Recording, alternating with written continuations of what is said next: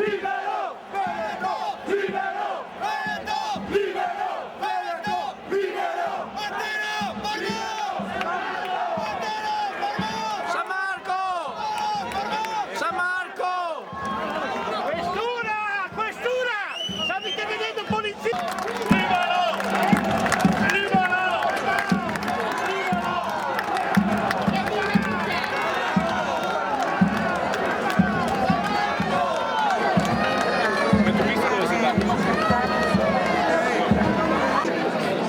Oggi 25 aprile 2017 è la festa di San Marco, la festa dei veneziani, la festa dei veneti, la festa della Serenissima.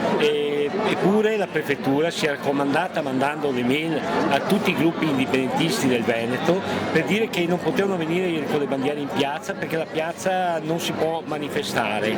Noi siamo venuti con le famiglie, siamo venuti qui in piazza e guarda caso alle 3:35 arrivano 150 componenti dei centri sociali con il suo bel megafono, con la bandiera del Leone di San Marco col burka a disegnare sopra, praticamente una bandiera che non riconosciamo, a provocare, a chiedere resistenza, razzisti, campagnoli in casa e tutto è così. Eppure la polizia indifferente non gli ha fatto niente, hanno fatto quello che hanno voluto. Allora non capisco come mai il prefetto si preoccupa di noi veneti che siamo liberi e vogliamo un'indipendenza, un'autodeterminazione, mentre di preoccuparsi dei centri sociali. A me sorge un dubbio, non è che i centri sociali facciano parte di un sistema e praticamente Brugnaro li ha mandati per romperci i coglioni? Viva San Marco, per terra per mar San Marco.